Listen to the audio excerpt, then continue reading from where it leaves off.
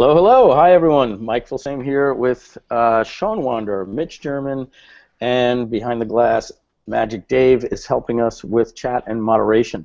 So, yeah, just about as many people as we had last week. So, here's the deal. I need about 3 minutes to prepare to get my slides exported to an HTML, and then we can start the training. So, what I'm going to do is I'm going to turn it over to Mitch and Sean just to do a little bit of house cleaning for about 2 to 3 minutes just to get you guys up to date on some things, and then we're going to jump right in, and I'll let you know what we're going to learn today, and then part 2 for Thursday, and then what's happening next Tuesday to close out all of the live training. So Mitch, Sean, I'm going to go on mute, shut my camera and my microphone off, continue to get that stuff exported because I just wanted to start the call because we were about 3 minutes late there. Thanks, everybody, and let me just see, and of course, if you're hearing us type so in the chat. We appreciate it. Thanks. Awesome. All right. Well, hello, everybody.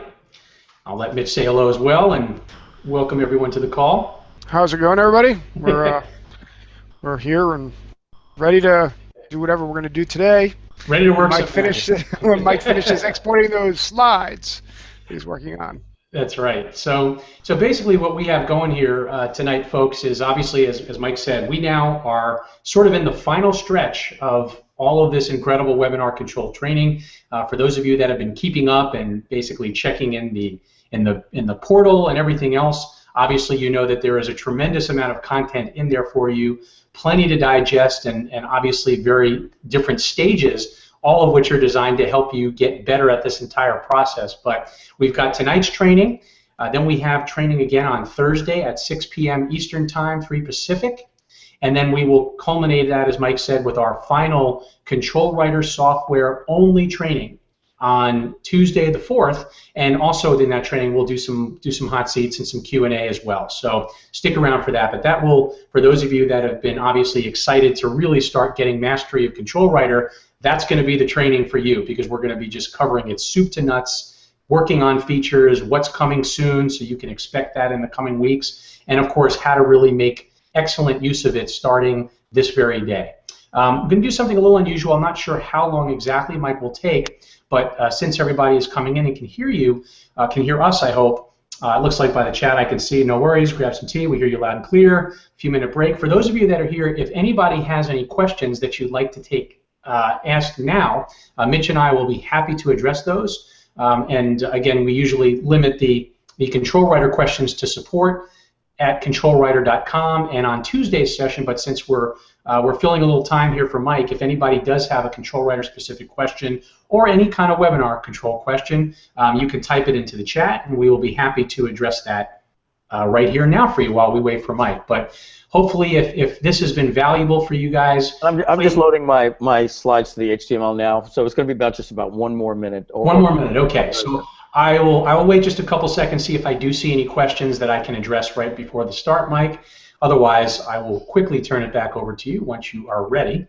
But right now, I am not seeing any. I think people are grabbing their tea, crumpets, cookies, Krispy Kremes. I can tell you, I did something real bad today.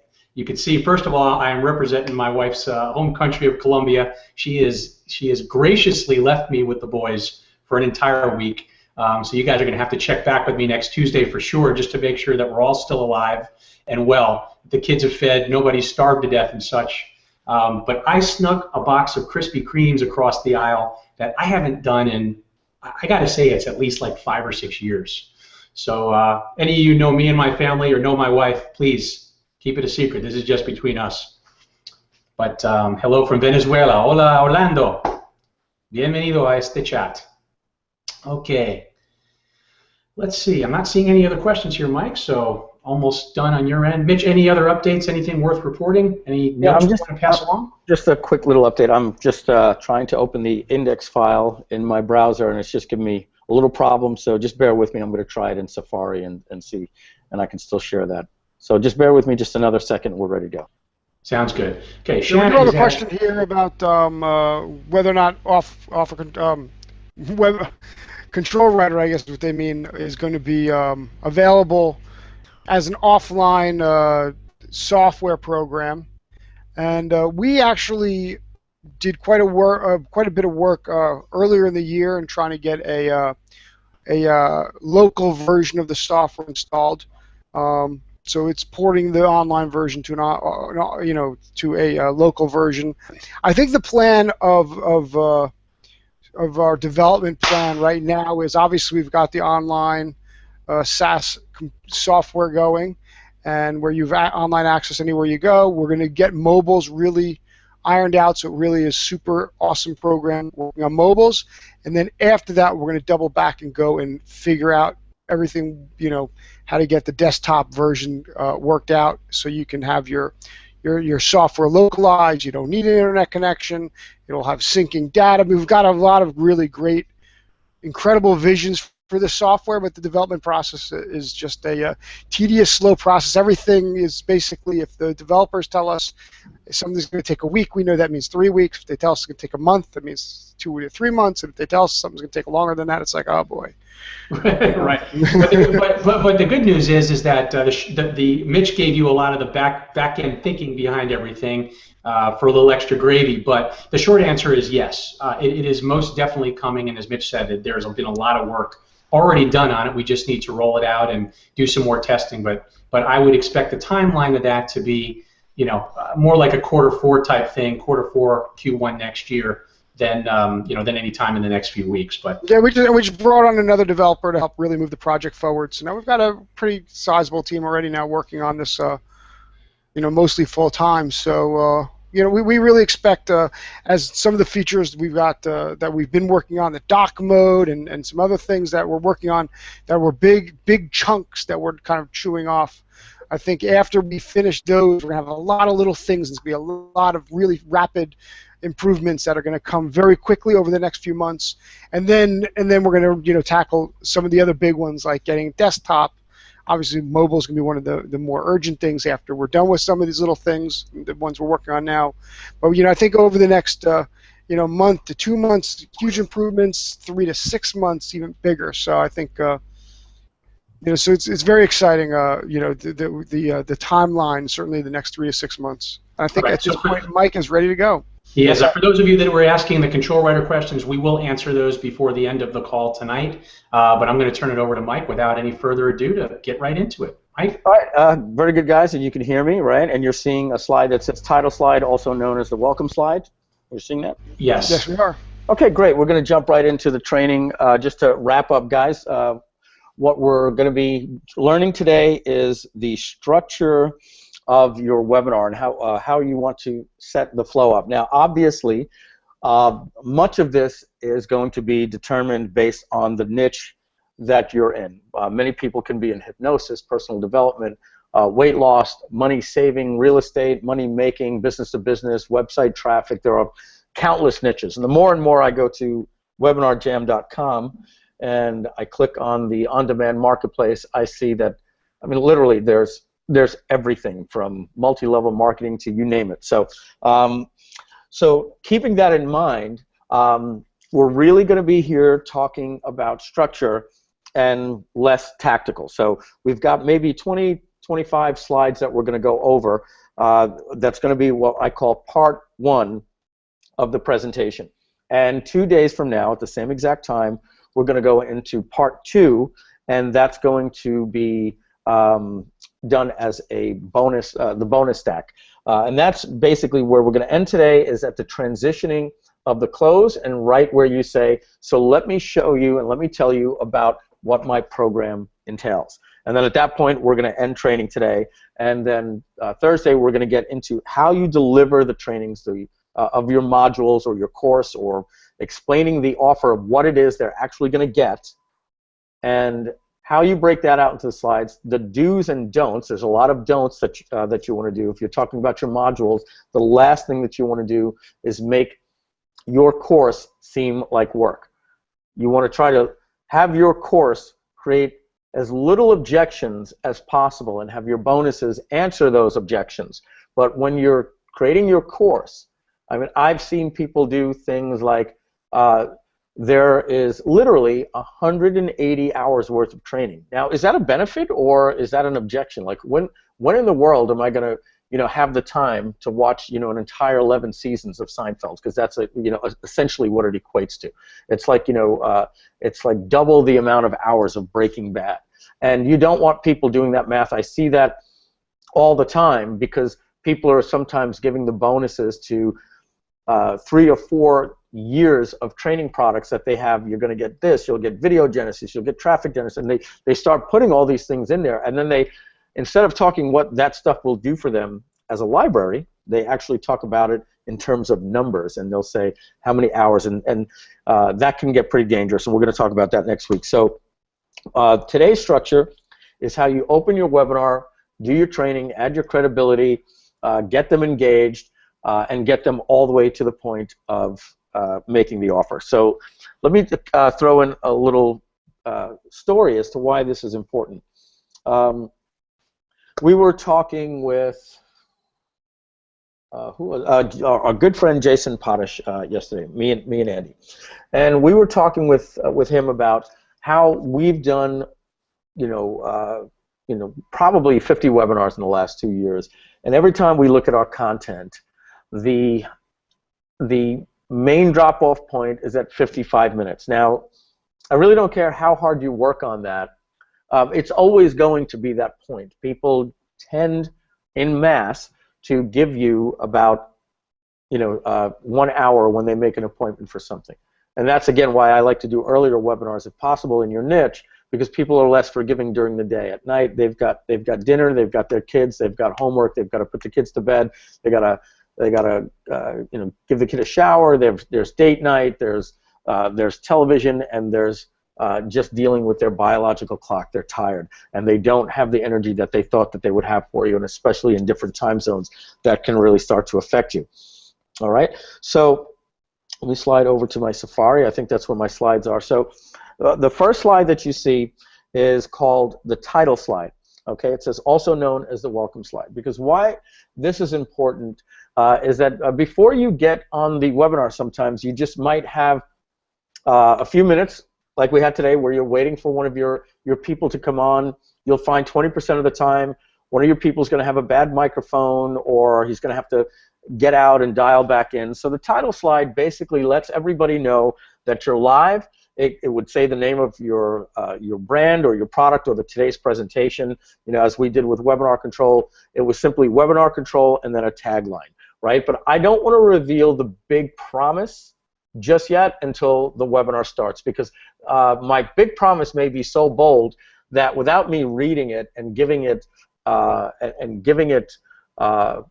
frame and some positioning, it may just seem a little bit too strong just for a welcome slide. All right. The next thing is the house cleaning. This is very, very important. I like to, as I told you guys, I like to jump right into our webinars. I'm not a big fan, as I've told you before, about okay, so let's just wait about 5 more minutes. I see the room is still getting in. I want to make sure that everybody has a chance to get in. And again, I've said this to you probably 3 times during the presentations. It's just not fair to the people that show up late. You want to get started on time with the content as fast as possible for the people. So try not to do the things like, let's see who lives the furthest away and who's from, oh wow, we got somebody from New Zealand. Oh, look at that, Tokyo. I think, as I said, that was really cool in 2006, 2007, when the internet was cool, when actually getting mail was excited. These days, I like to jump right in and start with the house cleaning. Now, I don't know necessarily if I would have a slide that would say these things, but if anything, it wouldn't say house cleaning. You can have a slide.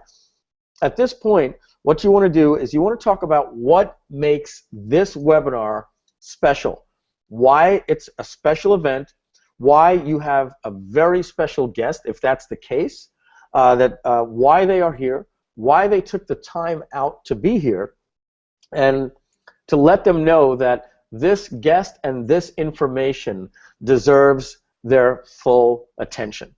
And also let them know that in this training, at the end of the Q&A, I'm going to ask you a question that happened during the training, and that means you have to pay attention at all times in order to win the free, whatever you're giving away, the free Apple iPod or the free Samsung Galaxy or whatever Kindle Fire, Apple Watch you're giving away, the hot topic of the day prize that you're giving away.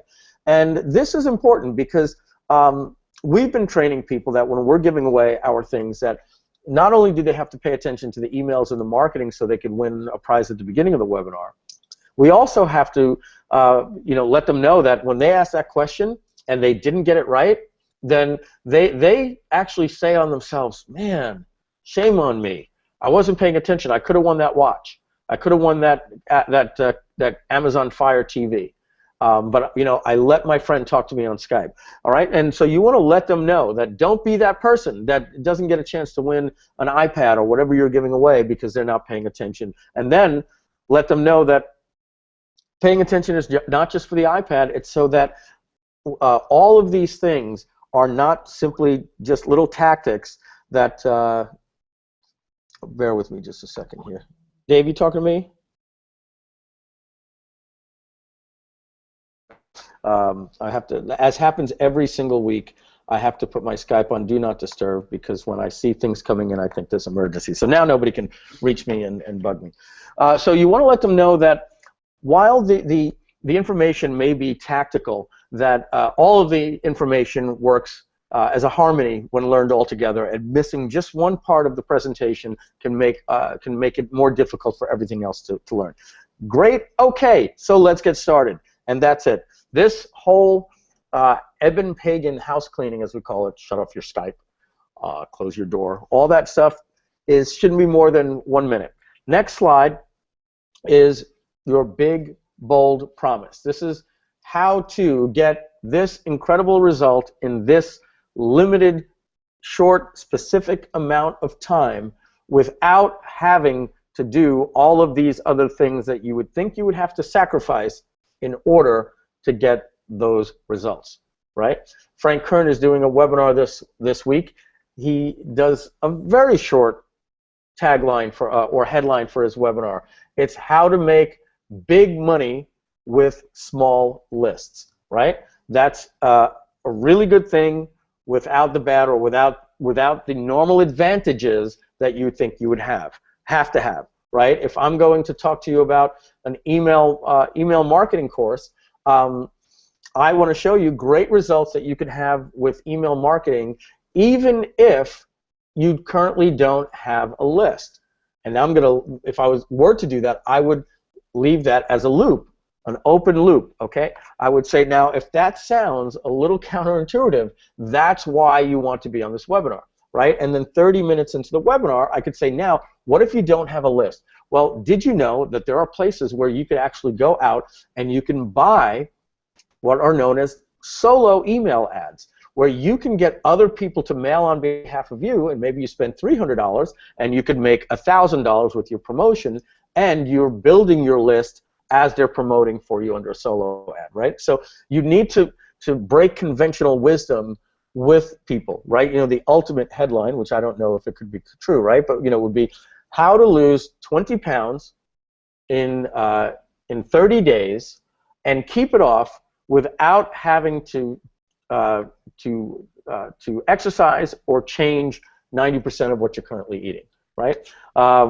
I think I think obviously that sounds like a claim that many people have heard before. So when you say something like that, you're going to say, now, if you're in a niche, which what I call a Category 4 or Category 5 market, meaning that the market has been saturated, there's hundreds to thousands to tens of thousands of players in that industry, advertising and making claims for the last 10, 15, 20 years, where people may have what we call blindness or banner blindness to advertising and claims. You have to bring that forward and say, now, I know you may have heard that before, but I'm going to prove to you today why this is different. All right, so that's all about your big, bold promise. Now, just to let you guys know, if I'm spending the amount of time I'm spending teaching you on this does not necessarily equate to the amount of time that you have to spend on that particular slide. I'm actually giving you several different examples, but the big, bold promise slide is simply maybe 30 seconds to a minute while you do exactly what I just taught you right there. Okay, next is if I promise to give you great content, do I have permission to take 10 minutes to give you a great offer for you to consider? And if that sounds fair, type yes in the chat. So in other words, if I gave you that big bold promise, I'm going to say, so if I can show you how to do this over the next hour, and you actually like everything that I gave you, and you feel that you can take that and have a transformation in your life with the content that I give you over the next hour, would I have your permission to spend about 10 minutes showing you how we could go even further? And I'm not going to do that unless when we get to that point that you tell me that the content is good. So does that sound fair? If that sounds fair, type yes in the chat. All right, so what are we doing right here, right now?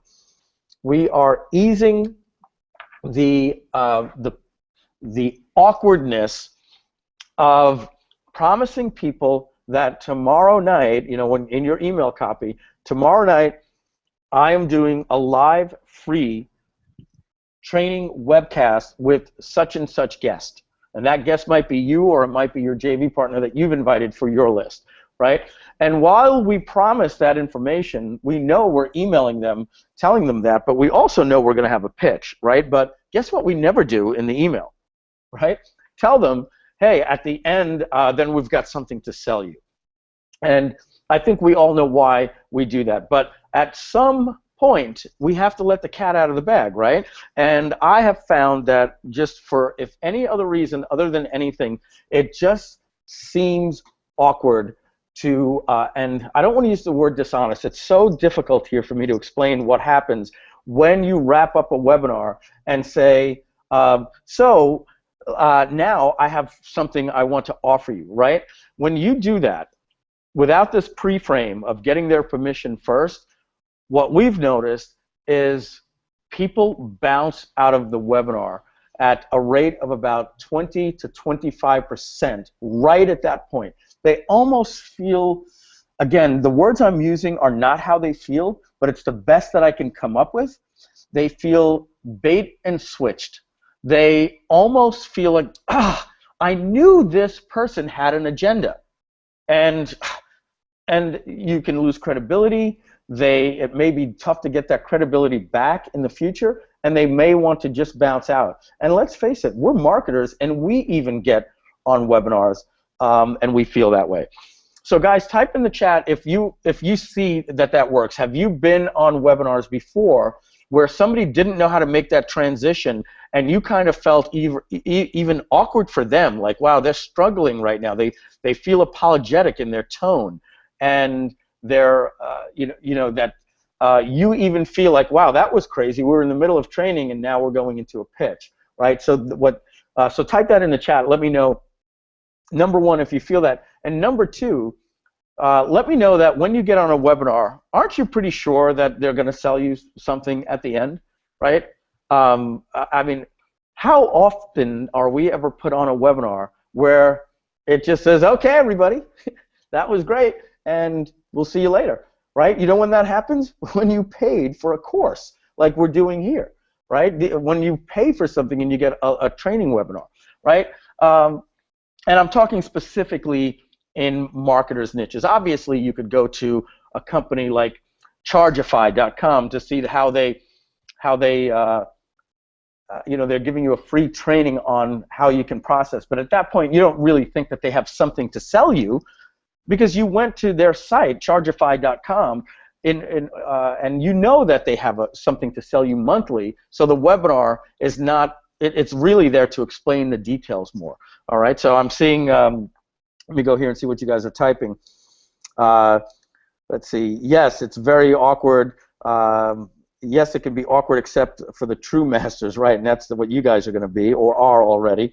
Mitchell says, yes, it's awkward without the pre-frame. Yep, of course, the webinar is set up for the sale. Exactly. So, Mike, did you ask this kind of permission on the 5 Laws webinar control offer webinar verbally, correct? At Rogerio, yes, I did. I actually, when you guys were on the webinar where you purchased this from me, unless you were one of the people that purchased from the replay and just maybe scrubbed straight to the offer, but in that webinar, we we did exactly this. In fact, this stopwatch and the font used there was me copying, pasting it from that webinar, to be exact. So, hey, Mike, if I could just add one quick note on that, because it happens. Just as far as this goes, the other thing that's happening during this time is that when you don't do this, when you actually try to go through an entire webinar full of training and content without doing this frame that Mike does so well, what you're doing without even knowing it is actually building up resistance in your audience, because everybody is sitting there waiting, trying to decide for themselves, I wonder when this pitch is coming. I wonder when this pitch is coming. I know I'm going to be ready. I know I'm going to be ready. And when you deflate that right at the beginning, then your audience can sit back and say, okay, got it. They can take notes, pay attention to the content. Yeah, and that's exactly why this is called a pre-frame. Which is very similar to a frame, but let me give you, basically pre-frame works like this, right? If you're going to buy a product from me for, let's say, $7, you may have this itch inside of you saying, is there going to be an upsell? You know, because he's saying I have everything I'm going to need to get traffic, leads, and blah, blah, blah, blah, blah. When I buy this, is there going to be an upsell? And now, if that question is in your mind, you will click on that page, and if there's an upsell, you're going to be like, you're going to spite that upsell even though it may have value. You're going to be like, I knew it. I knew they were going to try to upsell me for more. I knew that's why that price was so cheap, et cetera, right? Now, a pre-frame would simply be a checkbox, and I've done this before in my marketing, at checkout that says it's unchecked. It almost looks like I agree to a terms of service, right? So it's a checkbox, unchecked, and it says, please give me some more information on how I can save up to 70% on some of your other products. Now, if they check that box, we have just pre-framed them to get another offer from us. So when they now check out and they go to the upsell page, we can put a little tag above there that says, you're seeing this page because you requested information on how to save 70% on some of our best-selling products, right? And then your video is just your upsell. Hey, everybody, since you took advantage of our PDF, by the way, we also have an online training course that will teach you this, this, this, and this, and this, and it can give you these results in your life, and it can take you here in your life. Here are some case studies, et cetera, et cetera. And these products normally sell for this price. But we're taking 70% off for this one-time only offer, so it's boom, boom, boom, boom, boom. Now that customer has a completely different frame because they were pre-framed. They are saying, this is something that I elected to see, and thank goodness I can take advantage and have an option to save 70%. If not, without that pre-frame, they now don't know what's coming. They see it and they spite it, especially when things are more common like this in our industry, like upsells and offers at the end of the webinar. So if that made sense to you, how that pre-frame work, let me know there, because I think that's a really, really good example, and it ties in to what we're talking about here with pre-framing here. Okay, one last thing, back to what Sean had just mentioned. They can now relax for the entire webinar without wondering if we have an agenda. And it also does one thing. This is something that's a little more subliminal. It's a little more implied. But what we're telling them is, I can't teach you everything. You certainly don't think that I can teach you the wealth of my knowledge in this particular industry in 60 seconds. Again, this is subliminal. It's implied, but it kind of like sets that up. Oh, okay, this person has more to share with me than we can in just the first hour. So, all right, so type yes in the chat. At this point, you're talking to them. You wait for the feedback from people, and you're seeing, okay, yes, okay, everybody says yes, excited to see what you have, excited for the training, great. So let's jump into that, okay? And then from there, and this goes back with the other one. It's actually 2 slides. This is all up to you. I won't do this. I won't show you the offer unless I give you, unless I give you something that you can use today in your marketing or in your life. And only with your permission. Otherwise, we will just end the webinar right there. So, and again, now this is a chance where you can say, so guys, you know that I'm motivated to give you really good content. You know I don't have an agenda, because if all I'm doing is pitching to you right from the beginning, I'm going to be very embarrassed here at the end. So I'm putting a lot on the line, and I could be embarrassed here later, so you know I put a lot of time into this presentation. So let's move forward and let's see what happens in about an hour. That's what we tell them. Right? The next slide is your free bonus for everyone just for sticking around to the end. All right? And so just for sticking around until the end of this webinar, I'm going to give you an additional free bonus from this training right after. And you're basically, I like to tell them I'm going to give you the slides. So just cut to the chase at the end of this webinar, because I may be going fast and there's going to be a lot of screenshots, a lot of data sources, and maybe there's an Excel spreadsheet that you're showing them. Whatever the case is, say at the end of the webinar, all of the assets and resources and websites that I talk about are going to be given to you at the end of the presentation. There'll be a download link. Okay, so you don't have to worry about asking me to go back because you missed something or typing in the chat. All this is yours. I just want you to pay attention, and at the end you'll get this. Okay, now here's a little note that goes with this, guys. When you're ready to give out the slides, this is at the end of the Q&A, after you've done your close twice. You actually close 3 times. We're going to talk about that on Thursday. But you want to link your slides on the order page down by like the terms of service, where you see privacy, disclaimer, all those terms of service, all those types of things, and then underneath that you will just put something like bonus free gift, and then you just have that download to a zip file right in their browser, so it doesn't open up a new tab. The reason why you want to do this is very simple. It's kind of self-explanatory. You can say, oh, and remember, I promised you the slides and the resources and everything, guys. I put all that stuff into a zip file for you, and just click on the button right there that says Get Access Today, and that's going to go over to the order page, and down at the order page, you'll see how to get that. Self-explanatory, right? It gets every single person to click out of the webinar and get that order page open before the webinar ends. Then they have to see the video and your headline and the, yes, Mike and Andy, I'm ready to transform my life and get these benefits in 6 weeks, and then they could see the payment plans and the bill me later and the testimonials and the countdown timer telling them when the offer ends and all those different things, right? So that makes sense. And what is also happening here is this is it's called like pain of disconnect, right? People, now that they know that they're entitled to something, they have that itch and that scratch to stay on the webinar all the way to the end. Now, we want this because we want to be able to build the perfect case in order to make a sale. We can't do that very easily with a video sales letter. And that's why it's the more and more we see everything going today, we're seeing it go more and more towards webinars, or it needs to at least be a part of your business and your follow-up. Because video sales letters, many of them, you have to leave the scrub bar off. It upsets people in the marketing. It could take 30 to 40 minutes to get the point across, and there's no incentive for somebody to stay around to the end.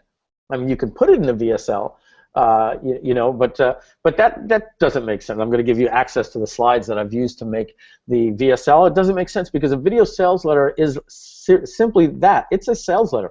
A webinar is a 2-part sales medium. It is a training and education medium that transitions to a close. And even though people know, yes, Jimmy, pain works well, laugh out loud, even though people know that they are going to be offered something on a webinar, why do they continue to show up and stay around? It's because the people that are doing it right are giving quality training.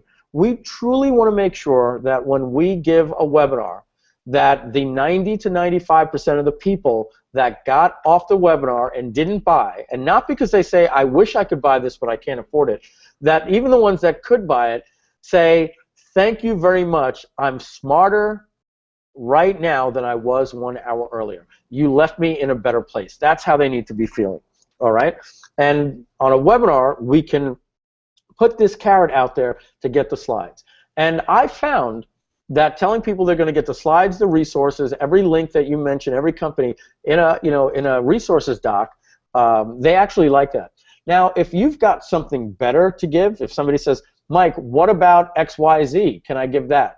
My thing is always give away as much as you can that has value, so long as it does not conflict with your offer in any way, shape, or form. So if you're going to give away a free software that, basically it's a headline creator, it works in every niche, and it has built-in 400 different headlines that have been tested by the world's best copywriters, right? That's a free gift. That's not going to conflict with your offer. But if you're giving away anything, and I see this mistake happen sometimes, like something in conjunction to what you just taught, like, guys, I have a free video on this topic of webinars that I'm also going to give you at the end. You've suddenly given somebody an option to, let me go and learn more from this person before I buy. So my thing to you is, if you're giving away a free bonus, even if it's a cross-action bonus, or what I mean by that, even if it has to do with Facebook traffic, right? And you're talking webinars, don't give somebody something where they say, well, oh, I can go consume that course for 6 hours, and maybe that's all I need for the next step in my marketing or my weight loss or whatever that is, okay? So that's why the no-brainer for me is usually the slides. Not only does it not conflict, it usually complements everything that I'm doing. And here's the last thing that you need to do, guys. Before you export your slides, every single part of the offer in your slides, you want to hit select all on all the frames in that slide, and then click on the add link and make a hyperlink to your order page, right? So that way, when this slide is being reviewed by them later, when they get to the offer, all they have to do is click on the slide. Again, all this is about remarketing people back to make the sale. All right. Let's see. I'm getting a text here. Got somebody a job today. Fantastic. Okay. Now, those are the soft giveaways. I'm just going to go back to that slide so we can read what it said. Free bonus for everyone, right? This is every single person on this webinar will get this, right?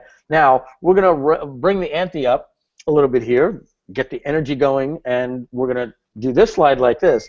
And, guys, 2 lucky people on this webinar are going to win, and whatever that prize is, okay? A free, and again, I like prizes and cash.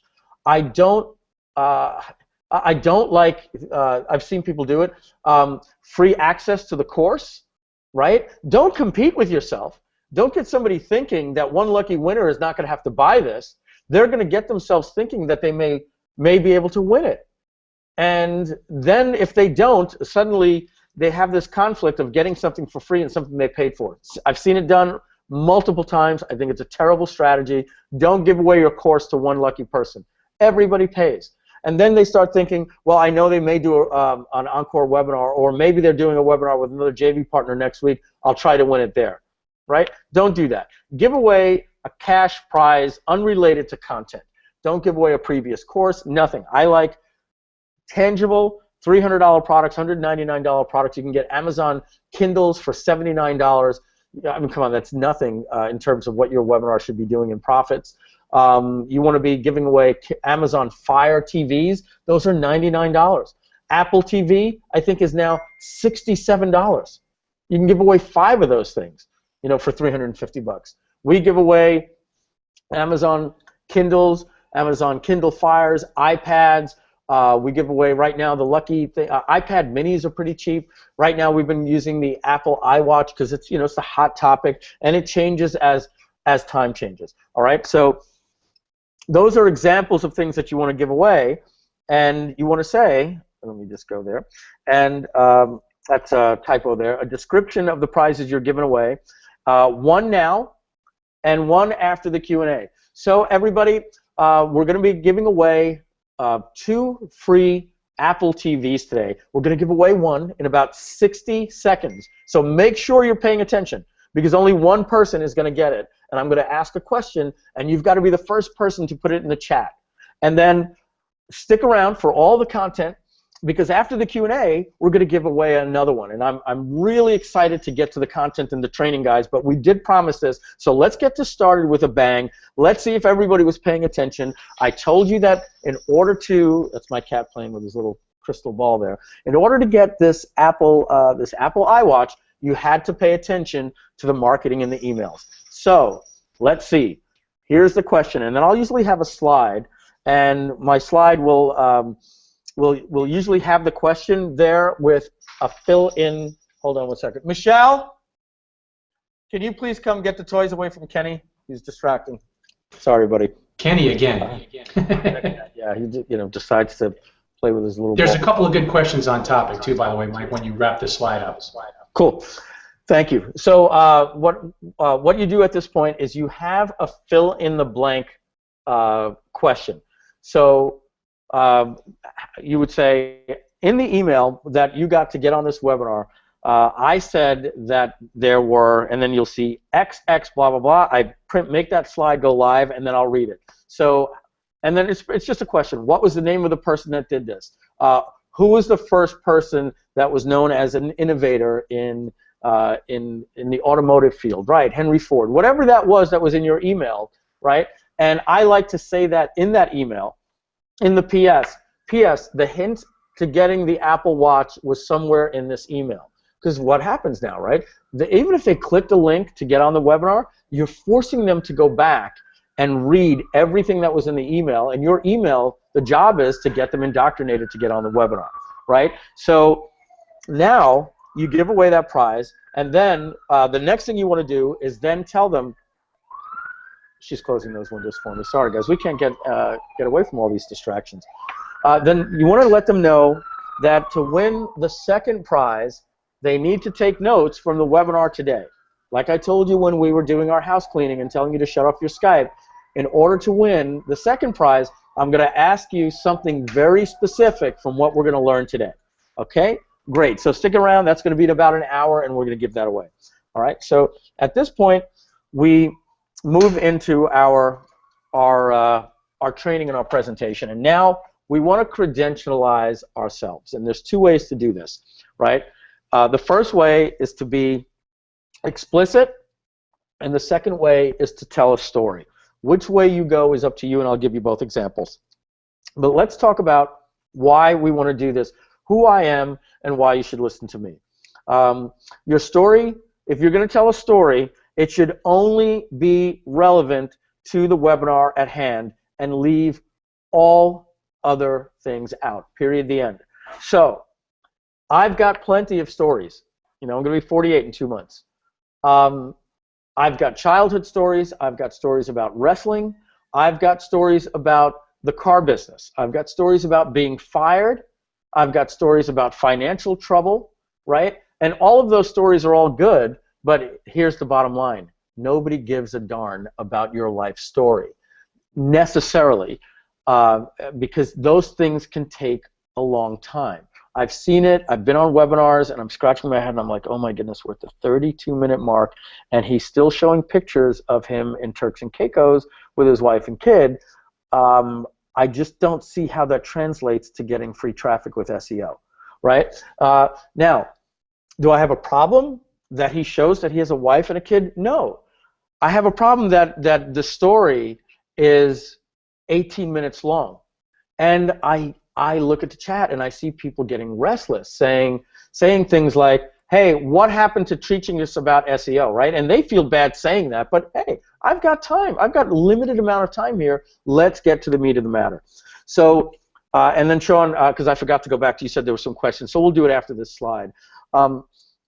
These are what I call Tony Robbins slides. When you want to use your story to talk about who you are and why people should listen to you, stories work very good because you're not bragging, right? I know there's a marketer out there that says something like, what does Tony Robbins, Richard Branson, so-and-so from Shark Tank, and Oprah Winfrey, what do they all have in common with me? and it says they all shared. What do they all have in common? They all shared the stage with me, right? And I think that's a little pompous and even jokingly. I think I prefer to tell stories where if you know somebody of high regard in the industry, get a picture of them.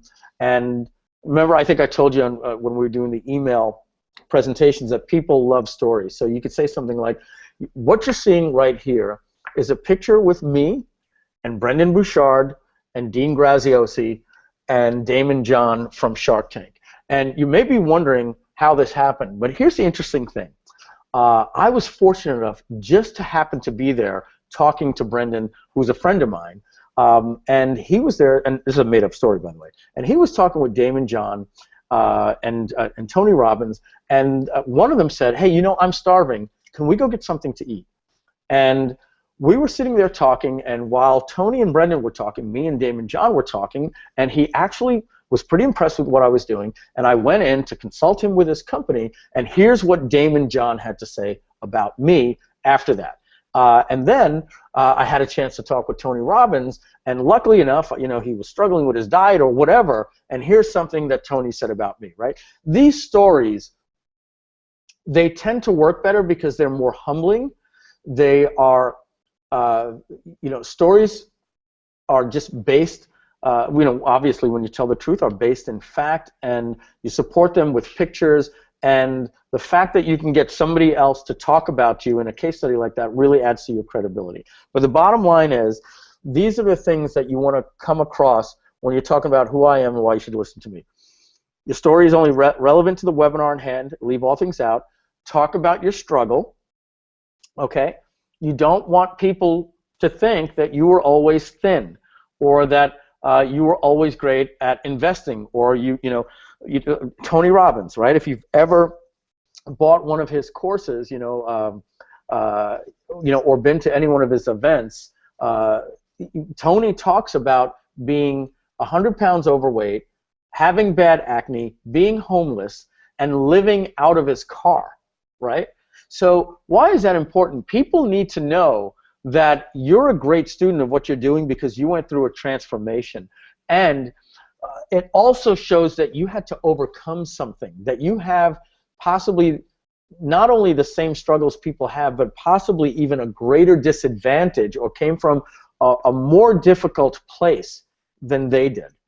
And that's why, if I'm talking to you about Webinar Jam, I don't have to talk to you about my struggles, but there are certain points where I'll be talking with people and I feel that it's relevant for me to let them know that that I went bankrupt in 1995 or 1996, depending when it was finalized, and how difficult that was for me, and how the advantages that gave me to learn to live without credit from that point, and never, ever, ever have credit ever again.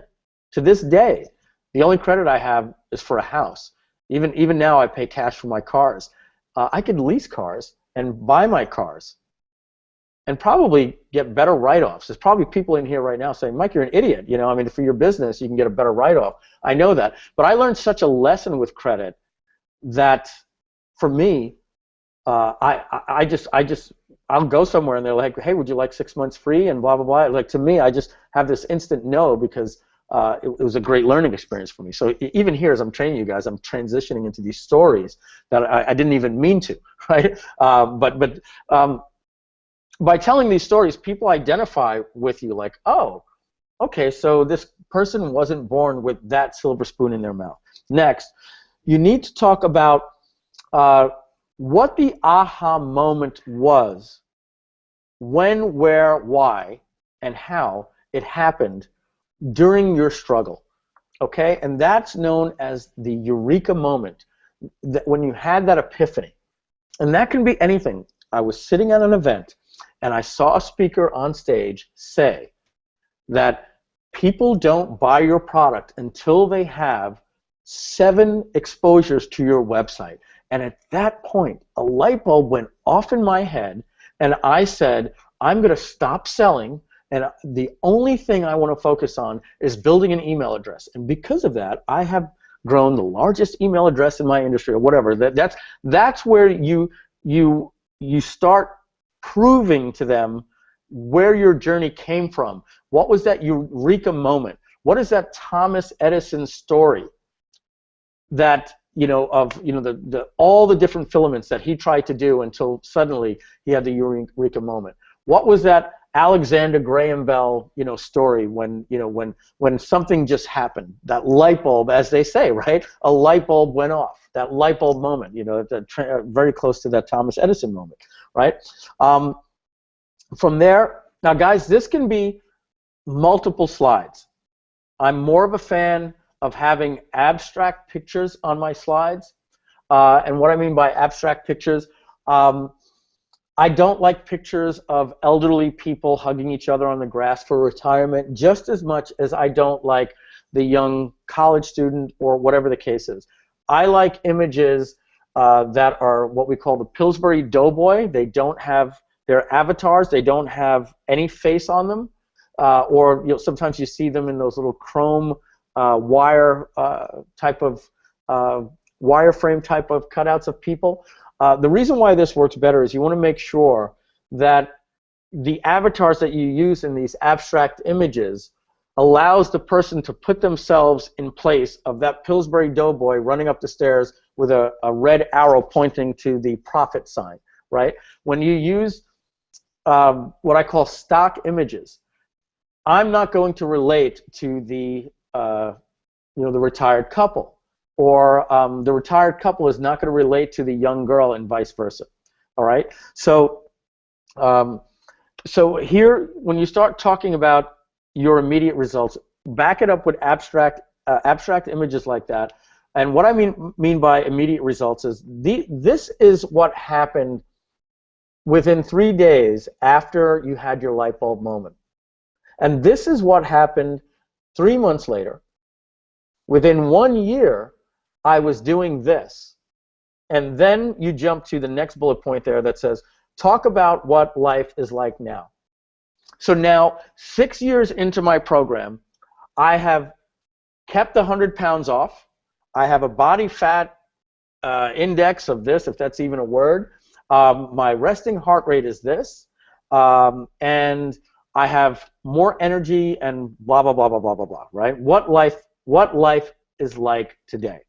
I also want you to talk about, if you're taking notes, guys, write this down. What life is like today also talks about the promised land, okay? And what I mean by the promised land are the benefits of the benefit of your product, okay? So I'll use this example because I like it the most. If your product is about treating acne with a certain diet and regimen that you have and your supplements or whatever that is, the benefit of using your product is clear skin. The benefit of that benefit is I'm an actress, and for me, I remember going on auditions, and two things were happening. Number one, I had it in my head that they were looking at my zits, and it affected my performance. And number two, they might have been looking at my zits, and for one of those reasons, or a combination of both, I just wasn't getting the auditions. And ever since I've been using blah, blah, blah, Proactiv or whatever, I've had not only had clearer skins, but I've since met the person of my life. We recently got engaged 2 months ago. We set our marriage for next year. He's taken me on a honeymoon in Paris, and I've since landed 2 commercials and a supporting role in a movie that's coming out next year. And that is all because of this product, right? So I hope you're learning something here, guys, that when you talk to people about the benefit of your product, Andy and I call the benefit of the benefit the promised land. All right, so you want to talk about how your life has changed because of these particular benefits. Okay, next, talk about your 1 or 2 big case studies from people you shared it with. Right now, this could be your students, or this could be your best friend. This could be your mom or your brother. This normally is like, my mother struggled with weight loss for years, and she tried everything. And in fact, my whole family is heavy. Every single one of us, we have this, oh, it's in our genes, it's in big bones, but the truth is, you should see the way that we eat on Thanksgiving dinner. It's probably in our diet and our lifestyle. So none of us could ever lose weight. And when I did this, my mom was impressed. But after 1 year, she saw that I kept it off and how happy and my energy was. My mom said to me, this is it. I need to do exactly what you're doing, right? And then you show the mom story. And again, it has to be tied into whatever is true in your life. And then if mom turned into the rest of the family and the cousins, and there's this big family photo, and you see that we've lost 900 pounds combined over 20 people, right?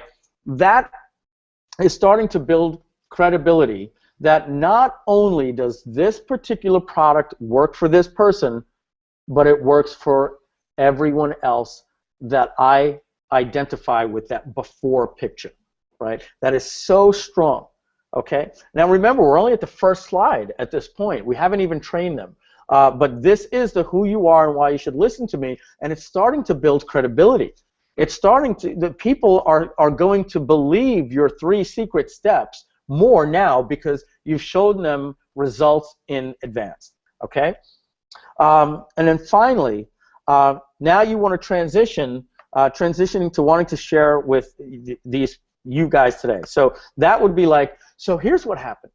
After I did this for me, and then my mom, and then as you can see my brothers and sisters and my dad and then my cousins and everybody in that big family photo, I decided, you know what, even though my life used to be about this, I now wanted to share this with other people. So I'm going to share this with you today. And I want to thank you very much for being on this webinar. So now let's get started. Here's where you're going to start learning some great blah, blah, blah, blah, blah. And that's the transition now into the content.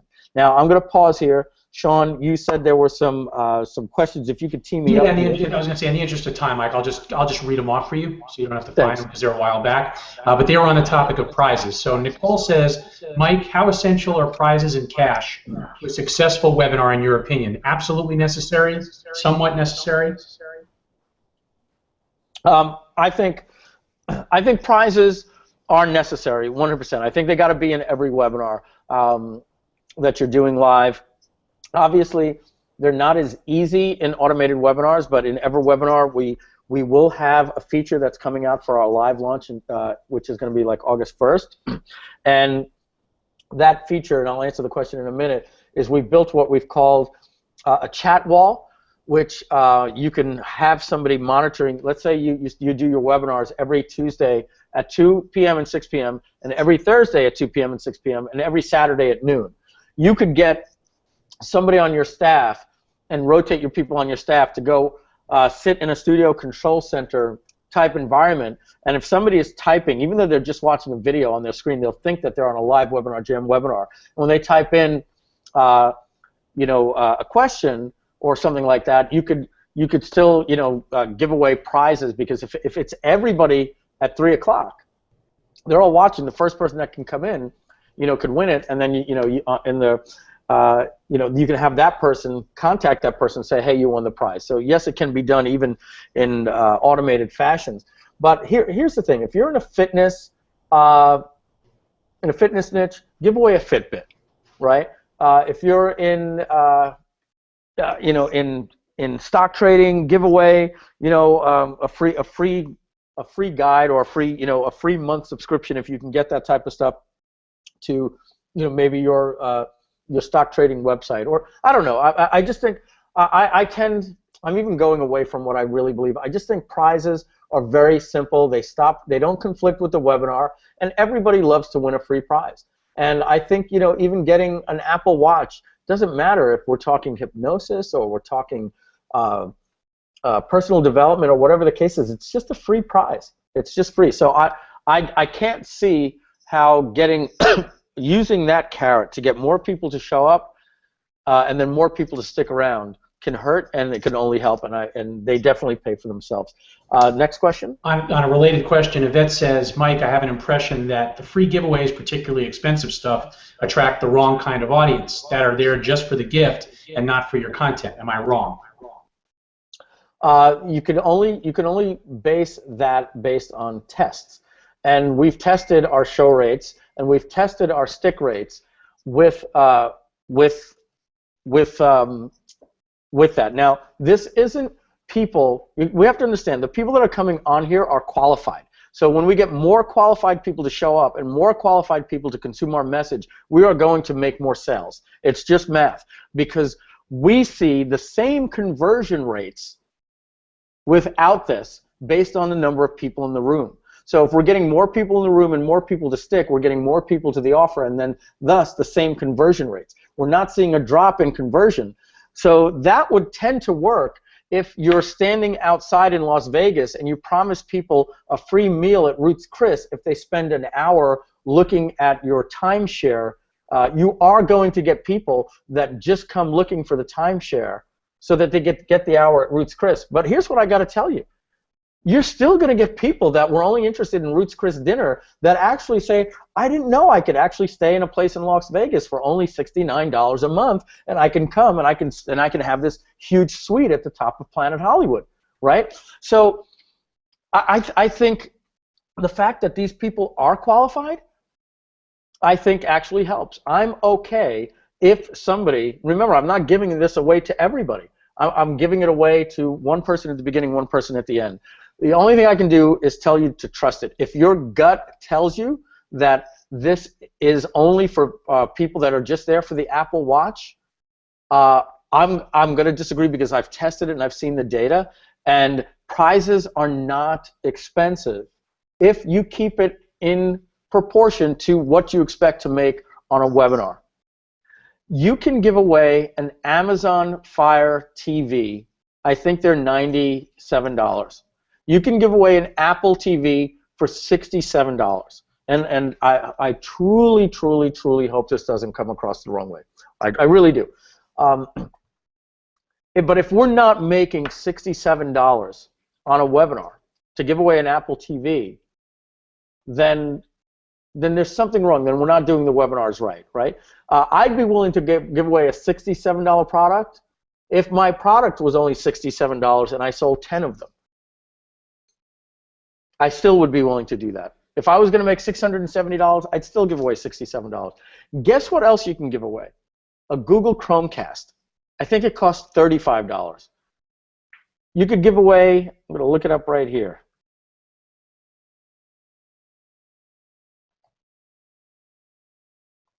An Apple Fire TV stick.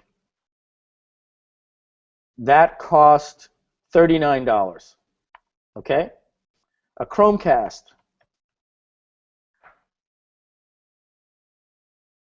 costs $29. These things are fun. I'm not telling you to give away an Apple Watch.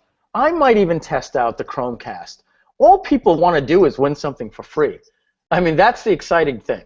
I would be happy just to win something, and I would be, hey Michelle, I just won a Chromecast. There were 800 people on, right? So don't feel that this is something that's going to cost you a lot. This is the same reason we invest money in Facebook advertising, because we want to get a return on an investment. So start out with this Amazon Fire Stick TV and a Google Chromecast. They're 29 bucks, 60 bucks to do both. Next question. Just a couple quick tactical questions. Shannon's asking, on gift cards, do you send snail mail gift cards, regular ones, or online gift cards? Just online gift card. I'll just, once we get it, you can give it to an email address and it just emails them. That's typical affiliate business in this business. Every time I've ever won something, from a Hummer to a Nissan GTR to whatever, I got cash. Nobody can go out and buy you a car because cars got to be titled, right? So it's always easier just to give people a gift card to Apple, to Amazon, or to Best Buy, or what have you. Next.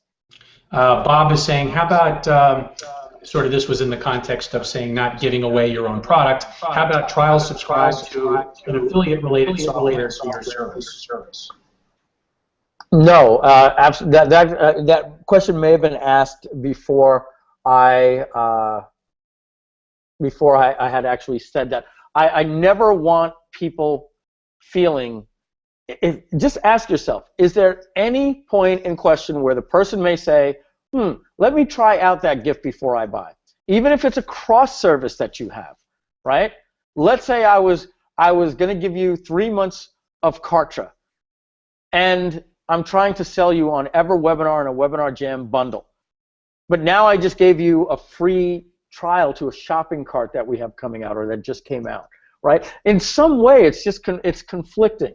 It's let me see what this can do for my business before this. I'm just not a fan of it. I like prizes. Yvette got back to us. She said, no, Mike, my question was really more for not here but outside the U.S. because it can cost us more. But thanks, I got the idea. And yeah, certainly then bring the prizes are all about gift cards. So you can say you're going to get an Apple Watch, and then you know in your little terms you can say will be fulfilled in a gift card of a $349 value, in a gift card. So that can cost less. So. Any other questions? Well, they're story-related questions. You want to take those later, or you want to just get to all of them now? No, yeah. Let's get to all of them now, and because we've got, these are one of the things you're like, oh my goodness, 24 slides. If I only spend 30 seconds on each of these slides, we're going to be out of here in 12 minutes. And I've got like this paranoid feeling, like, I hope I'm not there in 12 minutes saying any more questions, and here we are already an hour and 10 minutes, or an hour in because I was a little late. So yeah, but let's get all the questions out now so we can keep them in context as much as possible. We'll keep them pithy. I've addressed some of them in chat, Mike, but Christopher says, shouldn't the story be relatively short in order to keep the audience's interest?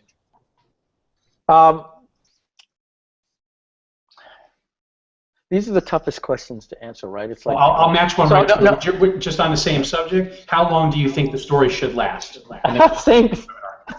Same answer. Okay, so I'm gonna substitute the word story for video sales letter or sales letter. All right. So Sean, re-ask the questions and substitute the word story for sales letter and see. Guess what's going to happen? Go ahead. Re-ask the questions, but say sales letter. Yes, so I'm going to combine the two, but Christopher's is, shouldn't the video sales letter be relatively short in order to keep the audience's interest? Okay, and now the next question. And yours was, how long do you recommend the video sales letter part last? Right? Does that put it into a frame, into a context, right? So my point there is there's an expression for sales letters and video sales letters that they need to be as long as they need to be to get the point across that you want to make and not a second longer. Okay? So they can be 3 minutes, they can be 5 minutes, 6 minutes. Okay? Here's the thing. If they're engaging, time stands still. When something is not engaging, people tend to yawn, look at their watch, and get out of the zone or the ether that I like to call it. And this goes through the same experience that you have during a movie, right? You go to some 2-hour movies and you get out of there feeling like, man, that felt like 4 hours. That whole scene for 25 minutes where they broke up and he moved back to Europe, like, why did that even belong there in the movie? I felt like it was just dragging on. And if you guys know any movies about like a Judd Apatow movie, I feel that his 90-minute movies feel like 2.5 hours because he has 30 minutes of stuff that never belongs in a movie. That's my own personal feeling. And Mitch and Sean, I know you guys are movie guys. I don't know if you feel the same way. The 40-Year-Old Virgin. There are so many movies that this guy does that make his 90-minute movies feel like 2 hours, or his 2-hour movies feel like 3 hours. That's how I feel. Now, there are some movies that you get out there and you're like, what a ride. I didn't want it to end. I can't believe that, that Avatar movie didn't feel like 3 hours, right? Because you're never looking at your watch. It's just an adventure. Okay, so I think when you get into good classic storytelling or copy or anything that is engaging and people are listening, they are never ever worried about time or looking at their watch or thinking I need to be somewhere else. And I think that's what we want to strive for. We want time to stand still. We want people feeling that they're in the right place, that they're saying, gosh, wow, that didn't feel that long. I can't believe that's how short that was. And just to draw extremes, right? There are times when, 3 minutes can seem very long, and it can seem very short. 3 minutes when somebody is down at the elevator downstairs, and you're trying to like brush your hair, brush your teeth, and get down there, and you know they're waiting for you in the lobby so you can let them in. Those 3 minutes go by very fast. Hold your breath, and try to hold your breath for 3 minutes. It's going to feel like the longest 3 minutes of your life. When you're on a treadmill and you've got to walk for 22 minutes, it feels very long. When you watch an episode of Family Guy, that 22 minutes goes by very, very quickly. So again, it depends on how engaged you are. Sometimes when you're engaged, you don't feel it. When you're literally counting down the seconds, when you're on a treadmill, or when you're holding your breath, you feel it. All right. I remember when I did a zero gravity, a halo dive, and I was the 31st person. Now this is a story, right? It sounds engaging. So let me tell you a little story. Me and Yannick Silver and two other marketers ended up going to Louisiana when the Dark Knight movie came out. We saw the movie after this halo dive, and I remember getting ready the night before and saying to myself, oh my goodness, I'm going to be the 31st civilian in the United States to ever jump out of a plane at 30,000 feet with an oxygen mask, non-military. Hundreds have done it in the military. This is a new thing. Only 31 people in the world have ever done this. Yannick's going to be number 30, and the guy behind me is going to be number 32. And I remember sitting there the day before thinking that, wow, if my parachute doesn't go off, I didn't even tell my mom, my dad, my brother, or anybody that I'm doing this. I might be dead at 6 o'clock in the morning tomorrow. And I started like having like this panic attack. But rest assured, I did this. Yannick had a TV company come down to film it. The news came down because we were donating $1 for every feet that we were falling to Haiti, and we did a marketing campaign for it. So they filmed it. They were pre-interviewing us, and I get up there and I jump, and it was the most incredible feeling that I ever had. And I was up there for 2 minutes and 42 seconds doing a free fall before I opened my parachute. And I remember talking to somebody. They were like, 30,000 feet, isn't that what Southwest or any airline flies at? Like, it would have been like jumping out of a commercial plane? I said, yes. And they said, wow, only 2 minutes and 42 seconds?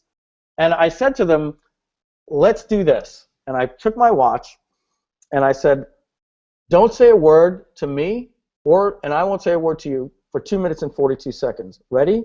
Go. 1, 2, 3. And we did that for 2 minutes and 42 seconds. And I said, did that feel like a long time? And he said, yeah, that did. So everything is in perspective. That was a very long 2 minutes and 42 seconds. And you know me, guys. I tend to really drive points home for you guys. So back to the question, how long should it be? Don't be afraid about the length. Make sure that it's engaging and compelling and does its job. Because I just went off for about maybe 5 or 6 minutes talking about the importance of these things. And hopefully, if I did a good job, maybe I didn't bore you guys or anything like that, telling you that story about me jumping out of an airplane at 30,000 feet. So if you can keep people engaged and it's relevant, they're going to like you and they'll be there with a smile on their face and saying, this is a cool person, and I'm excited to learn because their story is compelling. If your story starts getting to, here's me on the beach with my kids when we were at Turks and Caicos, and it's not relevant, they start looking at their watch. So just keep that in mind. There's no set time, but I would probably shoot for 3 to 4 minutes maximum if you could get that done. If you go over, that's okay. Next question, if any. Yep, that's most of them are done. I answered the rest. I'll let you decide if we want to push this or answer it, but I'll ask it. Since we've talked so much about VSLs versus webinars tonight, Shannon's asking, I thought VSL were not recommended. When are they best used? And that's the last one. I thought VSLs were not recommended. When are they best used? No, VSLs are recommended. They just have nothing to do with webinars, right? It's just a different medium, okay? So here's something. You look at Webinar Jam, and people may say, if webinars are the best way to convert $1, a person to a website to $1 in your shopping cart, then why aren't you doing webinars at Webinar Jam? And if evergreen webinars are even that much better, then why aren't you doing automated webinars for evergreen? Different markets, different messages, different mediums, different ways to sell them. Software as a service is more of a feature benefit type of solution. Software as a service is generally something that somebody comes when they're looking for a solution and they don't need proof of concept. So you simply have to give them, here are the features and here's a comparison to our competitors. Very, very simple, right? So I'm not going to use a webinar even to sell Webinar Jam in many cases. I'm going to use a video sales letter or video demos mixed in with a video sales letter. If I'm going to do Jeff Walker's traditional product launch, I'm going to have video 1, video 2, video 3, and a video sales letter that complements the first 3 videos when my cart opens, because they work together in harmony, and I'm going to follow every step in that guideline. I might consider start doing product launches a completely different way, like we're seeing Onyx and Gal do, where he's doing just webinars, and maybe he's doing a pre-launch with content or with webinars, whatever the case is. So I'm certainly not going to poo-poo video sales letters. I'm going to use them. I'm finding more and more that if you're going to take cold traffic from Facebook and drive them anywhere, for most people, I think a webinar or an automated webinar is going to do best. And after registration, you can do upsells for tripwires and little things like that. And, am I still an advocate of opt-in, tripwire, upsell, blah, blah, blah, blah, blah? Yes. If it's working for people, keep going. If we're talking about supplements, and you're doing weight loss supplements or rash supplements and stuff like that, the webinar is not necessarily going to work on in that type of marketing, or maybe it will later down the road for education and training. You're talking about free trial, $19 offer. You're going to send them to some type of proof blog, and then over to a checkout page. So video sales letters are not dead in any way, in my opinion. I'm just starting to see more and more that if you are a digital information marketer selling how-to information, webinars are the way to go, in my opinion, especially for cold traffic and even for your JV partners. Everybody's doing them now, and everybody's been doing them for a while, but like the trend has really, really, really gotten very strong in the last couple of years. And so I'm just looking at a private message here. Let me just read that. Shannon, yes, for sure. I must have misunderstood Mike as they were talking about. No, he's past that. He's thanking you for your time. Yep. Okay, cool. You're ready? We're all caught up. Onward and upward. All right, Rogeria @ Mike, even Jeff Walker uses webinars for Q&A about PLF these days. Right, exactly. Well, let's face it, it's live interaction with people. It's training followed by an offer. It's a video sales letter. You have to get right to the point, and people didn't make an appointment to be there. So let's move on. So let's just recap where we were. You just did your credibility, who I am, why you should listen to me. You spoke about your struggle, your aha moment. This is what it did for me immediately, what life is like now. In fact, I've shared it with a couple of other people, and now I've decided to take this and share it with even more people. All right? Here is, I learned the hard way, right? You want to talk about, again, your Thomas Edison story. And if you don't know what I mean about the Thomas Edison story, that's, where Thomas Edison was trying to find a filament for the light bulb that wouldn't burn out right away and was cost effective, that he could put it in every house in America and around the world. And I don't know how many it was. I don't know if it was 75 or 750 or 4,000. And I would certainly look that up in Wikipedia if I knew I was going to be training that to you today. But your story needs to be talking about. Look, guys, I've tried it. I bought every real estate course that was out there. I attended the different events. I tried short sales. I tried, whatever that case may be, and it has to all be in the truth. And I'm not a big fan of, and I'll never use that in my marketing, they lied to you, or anything like that. I'm not a big fan in bashing others, because I believe that learning the hard way is there's nothing bad. It's simply saying, this was my journey, and I took out of it what I can and ended up creating my own system, right? So I learned the hard way. Now what you want to convey to them is, but now you can cheat. you can learn only the good stuff without the years and the expenses and the time that I had to endure in order to learn this. So I'm not here today, guys, to tell you about all of the bad things that I've done. And this is something that just came to me recently, and I only wish this movie did a little better in the box office, because I think people could really relate to it better. And it was the name of the movie was called Live, Die, Repeat. What was that movie, Sean, with Tom Cruise? That was a tagline, Live, Die, Repeat. Oh, gosh. Mitch, anybody type it in? I know they even started marketing it as Live, Die, Repeat. I'm just going to type it in here. And Was not Vanilla Sky. no, it was just recent. You see, it didn't do well at the movies. It was called Edge of Tomorrow. Edge of Tomorrow. Yeah, okay. Yeah, Edge of Tomorrow, and then they started recalling it Live, Die, Repeat. And if you look up the reviews, it's called Live, Die, Repeat, Edge of Tomorrow. And the reason why the movie didn't do very well is because of the movie Oblivion, and they looked very similar in the trailers, and Oblivion was a horrible Tom Cruise movie. Live, Die, Repeat was one of the highest rated movies last year on IMDb and Rotten Tomatoes, and people absolutely love it. But basically, it's like Groundhog Day. This guy had to live the same life, and every single day he would go 5 minutes further on the battlefield and die. And then he'd have to go and do the same thing, kill the guy on the left, kill the guy on the right, kill the monster, kill the robot, jump under the Jeep, jump off this building. Oops, I broke my leg here. This doesn't work. And all the way until the day would repeat itself until he complete this mission. And we don't know how long they did it, but the montage made it look like he probably had to do this for, every day for several years, right? And it was just an incredible thing in the movie. So the point I'm saying is I would like to use this or tell you to use that as a metaphor, but I just don't think enough people saw the movie. You might probably have to use Groundhog Day, and I think that's even getting old enough. So I would probably just say the metaphor can be, look, I've had to walk through the minefields several times and get my legs blown off and start again. I don't want to talk to you about all of those trials that I've had getting through to the point I am right now. The deal is I finally made it through the minefield, and what I want to do is I just want to show you the steps that I took so you can follow in my footsteps and get to the other side successfully. So that's what we're going to focus on here, only doing what's right, okay?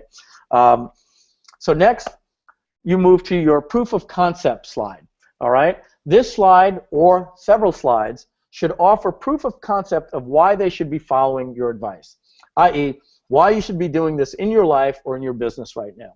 So if you guys remember in the webinar control presentation, I told you that there were 5 laws to doubling your sales for a webinar, right? But we didn't start there.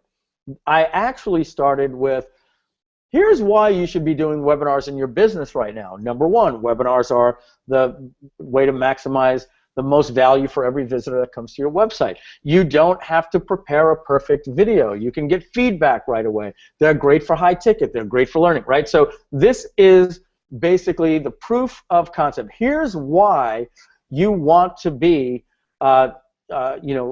considering a paleo diet. Now, I know many of you may have preconceived notions. However, studies have shown X, Y, Z, blah, blah, blah, blah, blah. And if you don't feel comfortable with all the stuff I said, don't worry. I'm going to prove that to you here in this webinar, right? Okay, it's a way for you to kind of take that big, bold promise that you made and kind of stretch it out into 3 or 4 slides where you can start saying, here's why you should be considering doing Forex, right? Contrary to popular belief, this is not day trading, right? If I was going to do this for local marketing, right? Here's why you might want to consider being a local marketing consultant. Now, first of all, I want to shatter some myths. Number 1, you don't have to talk to people on the phone. Number 2, you don't even have to talk to people face-to-face on Skype. Number 3, you never have to leave your house. And number 4, your clients don't have to be the local Meineke muffler shop that is next door to you that you have to leave your house and go consult with him. You can be a local marketing consultant. Hey, Michelle, look what she's eating. You can be a local marketing consultant, and all that means is you're dealing with a client that his customers are local and not online. So you could live in San Diego, California, and have customers in Miami. You could live in London and have customers that are in Ontario, Canada, right? So this is the point where you're shattering some myths or adding some more proof elements that this is easier, not as difficult as it seems, and a trend that people are jumping onto, okay? So talk about trends, okay, and use statistics to back it up. And what I mean about trends, show a couple of USA Today, Huffington Post, New York Times articles related to this. And they're easy to find. You type in your niche and New York Times, or your niche and USA Today, your niche and TechCrunch, or you know, whatever, you know, if it's a tech, you'll easily find them on Gizmodo, Mashable, and TechCrunch.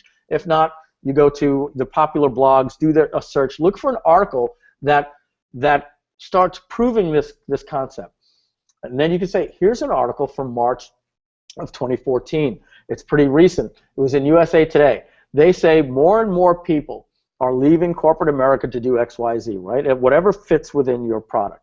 And then use statistics to back it up. Anything that you can say that 78% of small business owners believe they should be advertising with an expert but don't know where to find one.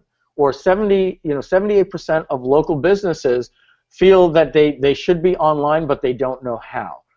Or 78% of those people feel they're paying too much money for Yelp and not getting enough results. Okay, something along those lines. Next. Why most people are failing. Okay, in almost every niche that you're doing right now, there's a reason why people are on your webinar, and in most cases, people want to do better, right? So this can be why most people are struggling, maybe not failing, right? And if you have a very sophisticated customer, let's say you're dealing with lawyers, or you're dealing with investors that are doing well but only want to do better. Why most investors are not getting the most return on investment that they should, right? But that's the case that you want to be doing here. Why people are struggling with diets, why people are struggling with their mind and they're not getting the most out of life, why people are struggling in their marriage, why most people can't quit smoking, why most people are failing at business, failing online, struggling, whatever that case is. The first thing we want to do is tell people, number one, it's not your fault, okay?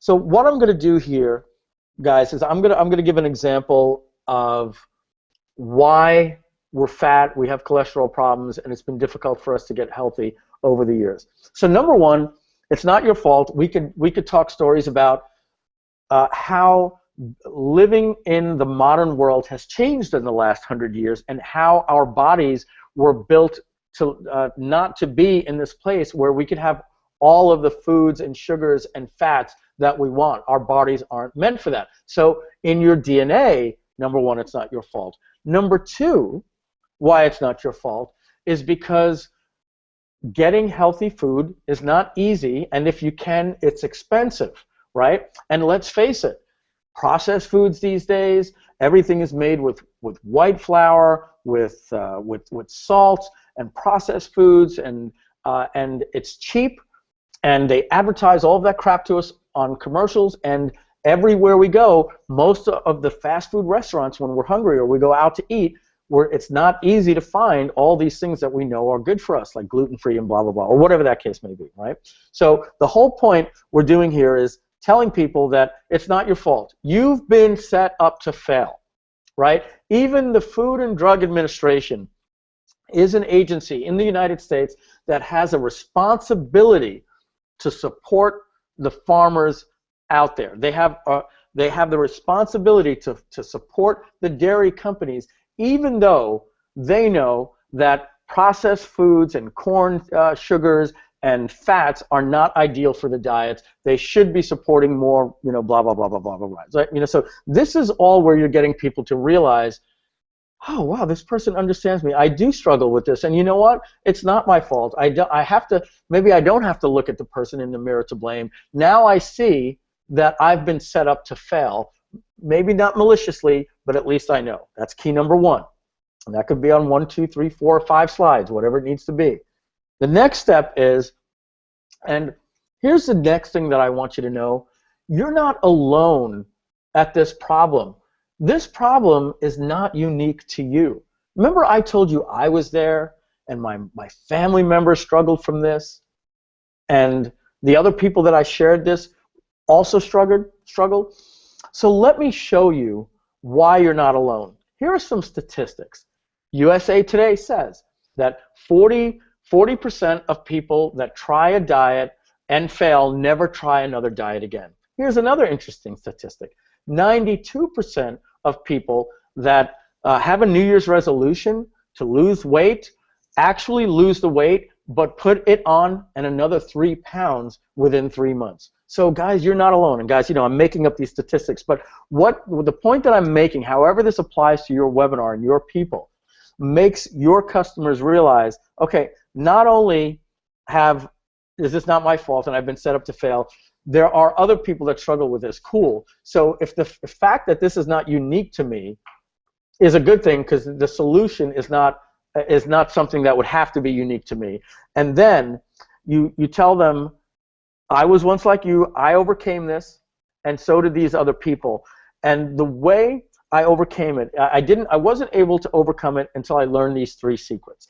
And the reason why I say 3 secrets here, it could be 4, it could be 5, all right? But your main training is going to be codified into these 3, 4, or 5 different things, okay?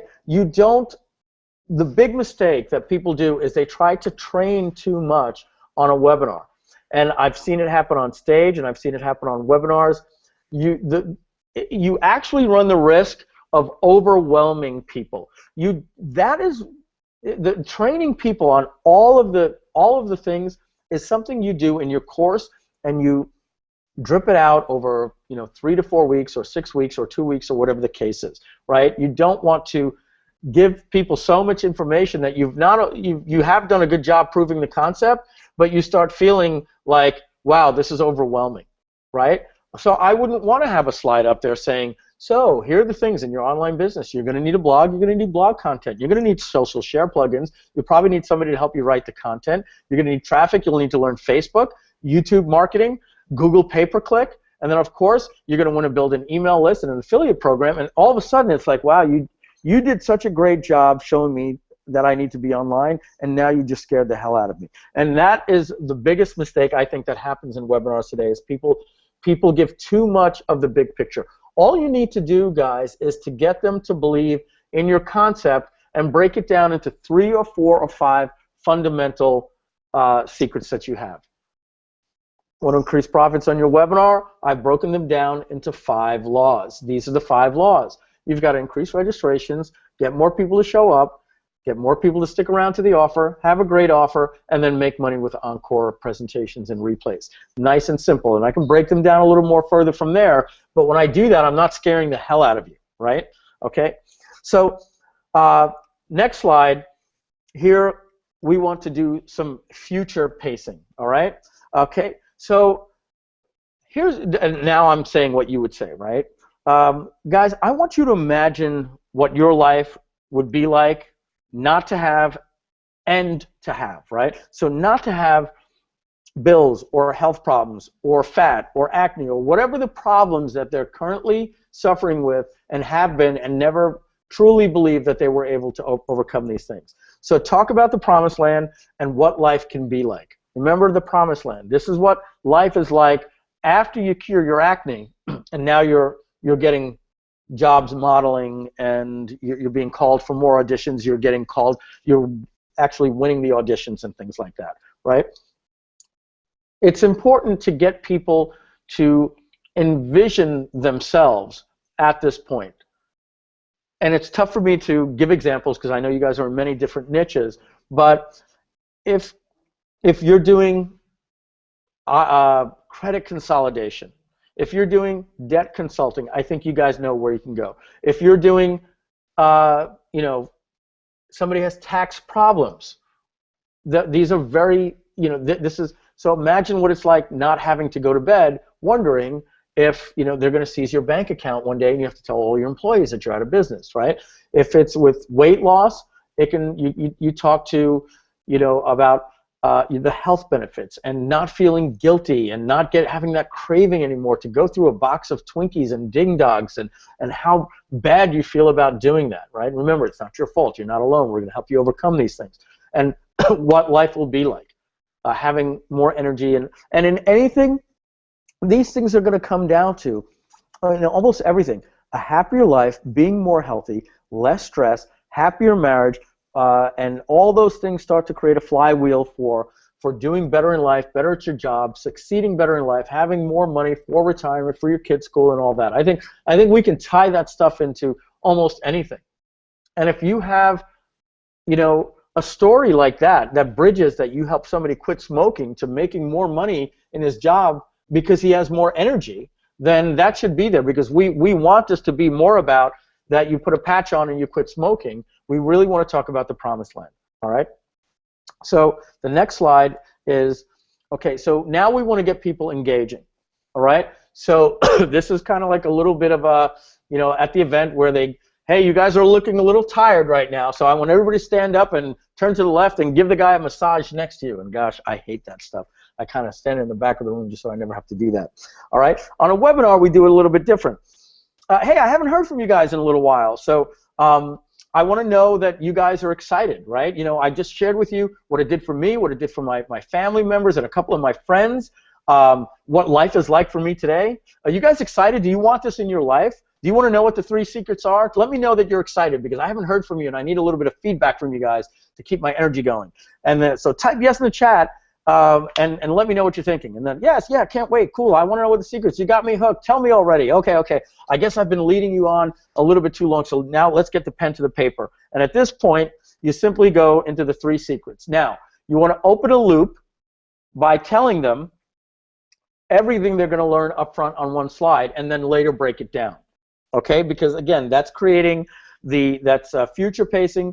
It uses the Zeigarnik effect, which keeps curiosity going, because if you don't tell them what they're going to learn, then they're not going to have this pain of, if they need to get off the webinar, of saying, oh, but he also told me that the 3rd secret is the biggest, and I know it's coming, it's called the law of this, and I really have to stick around for this, so I'm going to cancel my 2 o'clock call and tell that guy I'll call him at 4, right? Because these are the things that you're competing with, right? So here are the 3 secrets I'm going to teach you.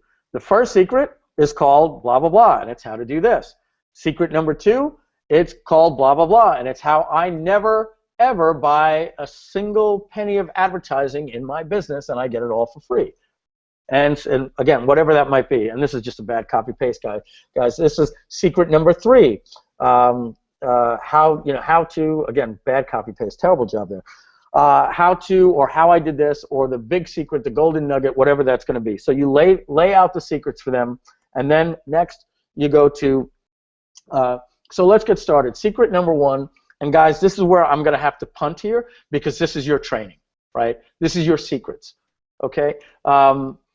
It's really difficult for me to tell you other than find the 3 things in your marketing that are compelling, that are unique to you. They're part of your unique selling positions that have given you the aha moments that separate you from the pack as much as you can. And so big idea number 1, big takeaway number 1, law number 1, whatever that is, you teach that secret. Next is you show results from just that alone. Okay, so for instance, when we did the 5 laws, and again, these things aren't going to fit into, a square peg into a square hole every single time. If something doesn't apply to you, if there's not a result to secret number 1, then that's okay. Don't feel like you got to sit there for 2 weeks. I've actually dealt with people that, go through John Benson's course, and like after 3 weeks later, I'm like, hey, where are you with that? I shared that course with you, and and they're like, oh, I'm still trying to find that aha moment that I had, and I'm trying to find that defining point in my life. And I'm like, well, maybe you didn't have that, so then take it out. It doesn't apply. And they're like, no, I think it's there. If it doesn't apply, that's okay. Some of these things are not, not one size fits all for every different industry. Okay. I just spoke with somebody today, and the industry that they're in is they deal with rehabilitation institutions. that rehabilitate people that have drug problems, right? So, you know, this is a completely different market. They're dealing with businesses that, you know, that have 300 different people walking through the door trying to quit drugs, right? So I don't know that necessarily this type of presentation would work for them, right? They're going to have to pick and choose. I see the structure here, but I've got to, maybe I can't be as sappy because I'm dealing with a business owner, all right? What I mean by show results is, in webinar control, when we did the presentation for you, after law number 1, I said, so here is some results of what happened when we applied just this one law to increase registrations to a web page. As you can see, 25% increase in registrations. Now, guys, that's just law number 1. We have 4 more. So here you would say, so as you can see, just by doing this, I was able to lose 5 pounds in the first week. And that's just my first secret. I didn't even get into my next 2 yet. So I'm excited to keep going for you, right? So if you can show a case study that here's one of my customers or one of my clients or a friend of mine, they simply did this and nothing else that I taught them, and here are the results that they got just using this one secret. Okay, you go to secret number 2, same thing. Secret number 3 is the same thing. Then this is going to take about 45 minutes to go through all of that. That's what we call the meat of your presentation. You should be right around the 50 to 55 minute or 1 hour mark, and you want to recap the training. So let's recap what we learned. You do that, and you start to transition in your tone here. You're about to get to your offer, so you want your cadence is going to change, your energy, the softness of your voice is going to change, and they're going to start to feel some excitement here, okay? You're going from a training and analytical mode to a I'm excited to share this with you guys today type of mode, okay? Remind them of what the case studies did for you and other people. You can have a couple of slides, maybe get some more people, okay? So guys, this training that I just shared with you, you saw what it did for me. Remember I told you I was at the doctor's office, and guys, this is all true. I'm just making this stuff up. I was at the doctor's office, and he told me that, you know, I'm not going to be around for my daughter's sweet 16 if, you know, if I didn't change my diet. And that stuff never mattered to me when I didn't have kids, but once I had a kid, it suddenly meant everything, because that meant I only had 7 more years, you know, and that was scary coming from my doctor. And look at what my life is like today, not just me, all of these people. And then from there, you want to show new testimonials. Now, I've got some more people that went through this. Again, results not typical, but here's this person, results. Remind them that this now, okay, this is, again, we say here where we're transitioning, okay? Remind them. Now, guys, we only had 1 hour, and I hope you got a lot out of this, and I wanted to make sure I put in as much information for you in this 1 hour as I could, but obviously I have a little bit more to me. And again, this is the transition into your offer. First part, getting permission, part 1. So great. Well, guys, this is the end of the content, but let me ask you a question. Are you motivated? Do you think this is something, you know, this type of program is something that can work for you? You know, based on what I just showed you, type yes in the chat. You would say that at this point, right? Type yes in the chat if you think that this is something that can work for you. And then yes, oh, read out the names: Donna, Jim, Jill, Robert. Excellent. Sam from Tokyo says yes. Okay, excellent. Now you do what we call do the math slides, all right? Now this works very, very good whenever you're teaching people how to make money or save money or getting more traffic or leads to their website.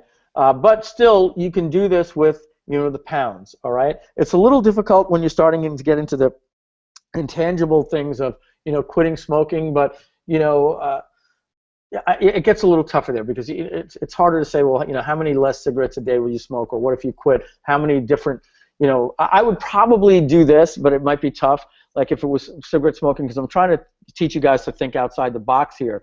How many cigarettes a day do you smoke? I want you to attach a minute to that, and, you know, or an hour, or, you know, or a second to that, or whatever. And how many cigarettes do you think you smoke a year, and how many cigarettes would you smoke in the next 20 years?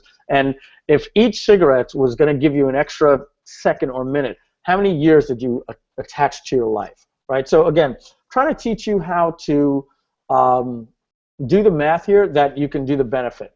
For us, in my business, if I say, if you're going to double your leads, or if you were going to get a 30% increase in sales on your webinar, do me a favor, type in the chat how much money that would mean to you on one webinar. Cool, Jim says $2,000. Look at that, 30% increase for Bill is $30,000. Wow, certainly results not typical, but Bill must be onto something. Okay, now that's just one webinar.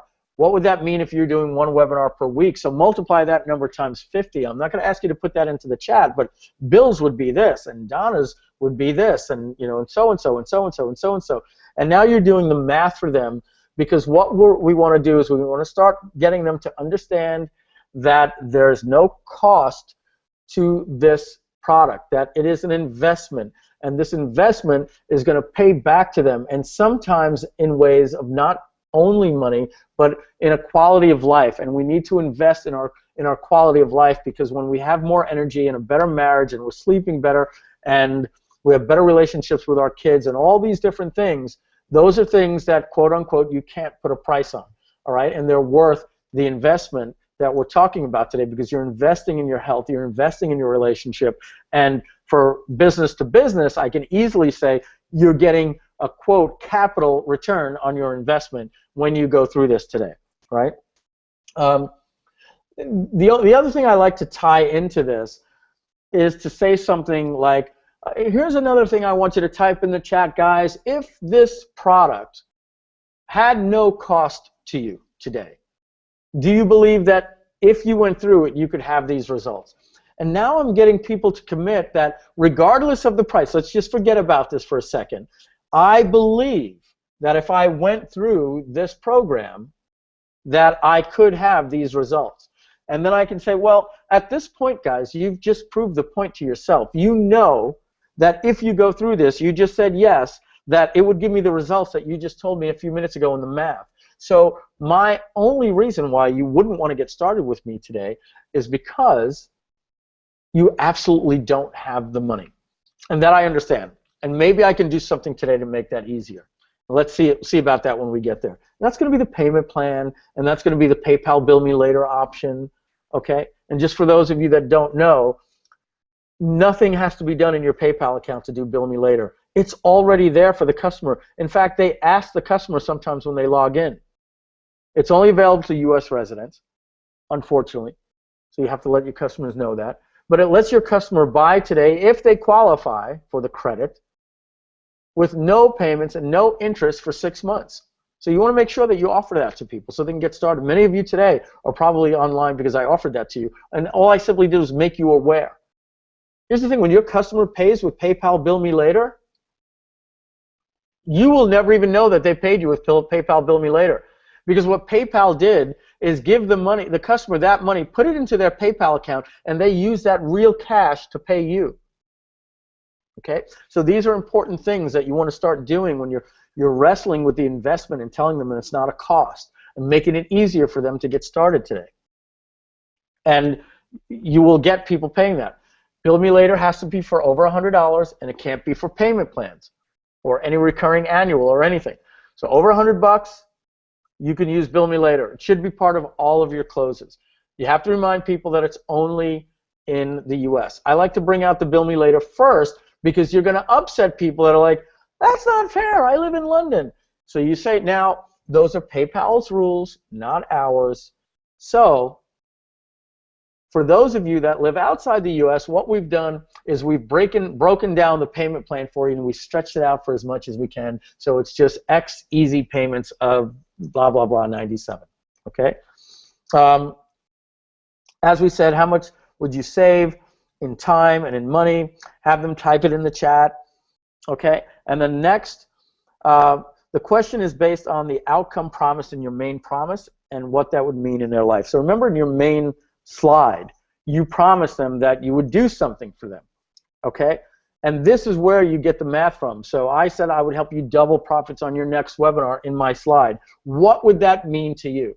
And then even if people aren't currently doing what you're doing or don't currently have a list, if you go through my course, and even if this was your first webinar, I don't know the price of your product, but let's say you had 100 people on and 10 people purchased, or even 5, and you had a 5% conversion rate. What would that mean multiplied by your product? Type it in the chat. These engagements make it more real for people while they're going in there, and I think it's excellent. I think we need for people to do the math. I think we need them to start to believe in ourselves, because we know our products will work for people, and I don't mean me and Andy, I mean everyone on this call will work for people if they go through what we ask them to do. Okay? Next is part 2 of getting the permission. So guys, did I get permission? Did I earn the right to spend 10 minutes to talk to you about how we can work together and how you can work with me a little bit more? As you know, I only had an hour here. So if you'd like to know about my program, I have a class, I have this, I have a product, I have a course, I have a live event, whatever it is, my software. If you'd like to learn more, do me a favor. If I did a good enough job training you today, and I've earned this right, type yes in the chat if I did a good enough job, and I'm going to wait here to see what we said. And trust me, guys, they're going to say yes if you did a right job in training. Okay? And they're going to say yes, yes. Oh, thank you very much, guys. I appreciate it. Great.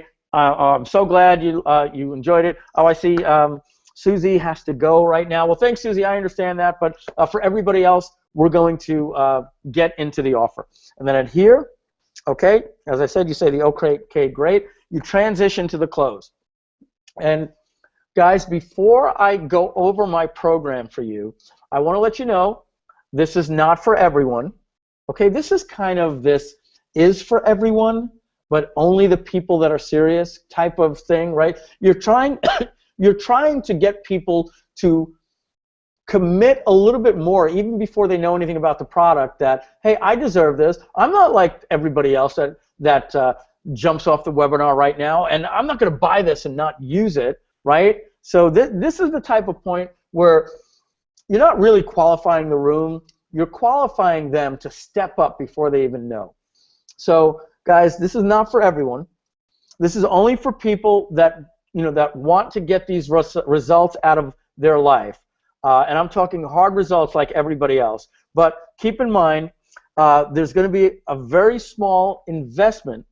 But as you can see, when these people and you go through my program, those are the results that you can expect. And now you can start leaning on them based on what they wrote in the chat. And you can say things like, and when you compare the small investment, and trust me, like I said, I'm going to make it very easy for you to get access today. Some of you might be able to get access today for no money. I'm going to explain that to you in just a minute. Right? I've opened a loop. I'm putting a carrot in front of people.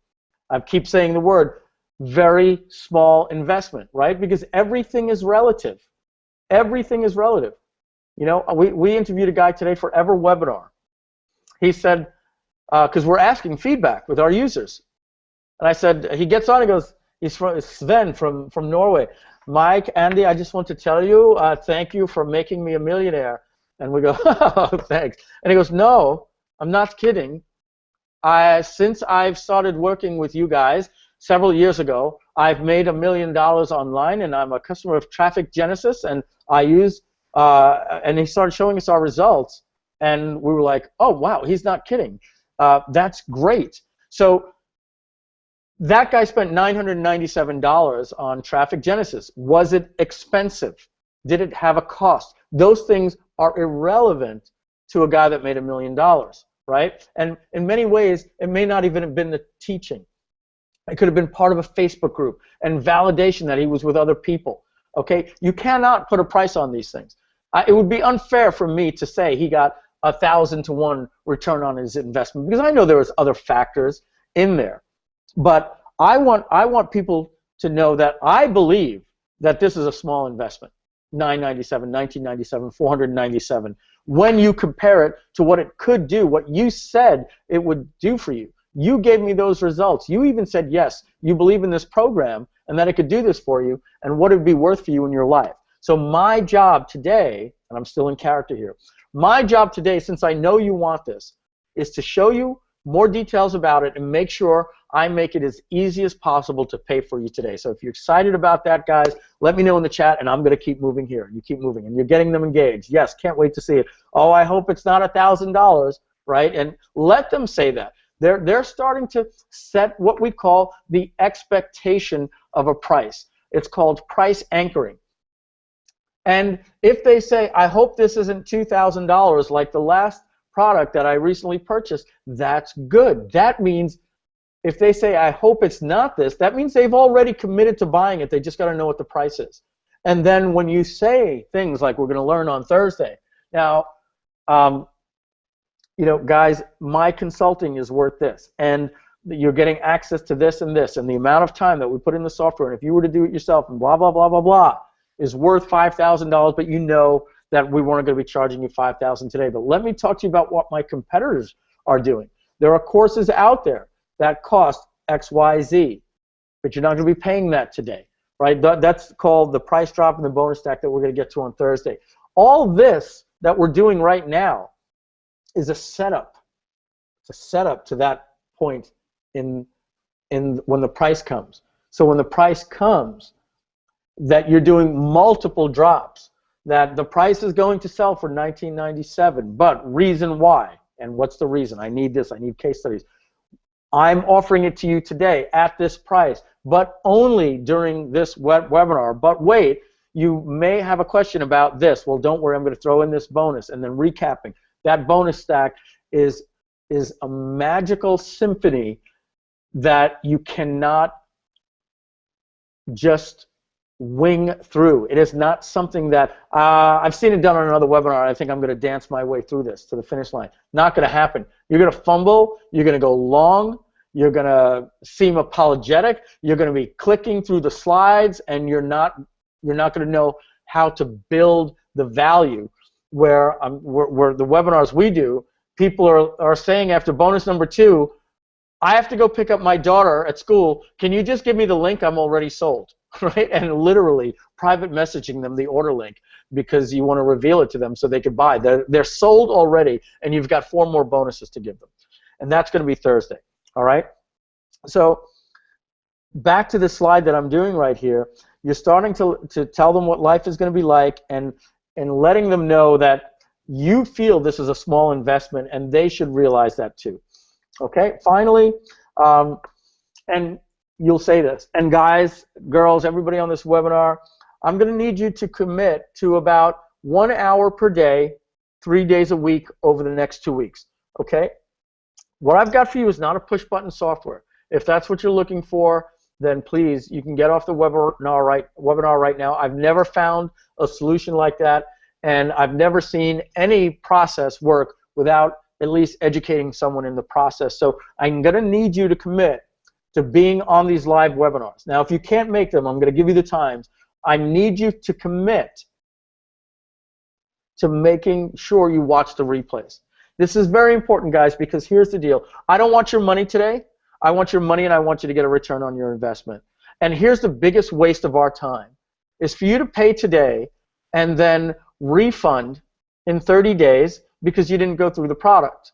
And I understand that. I understand that that happens. I'd like you to commit right now to not letting that happen. I want you to refund for different reasons if you're the 3% of the people that it doesn't work for whatever reason.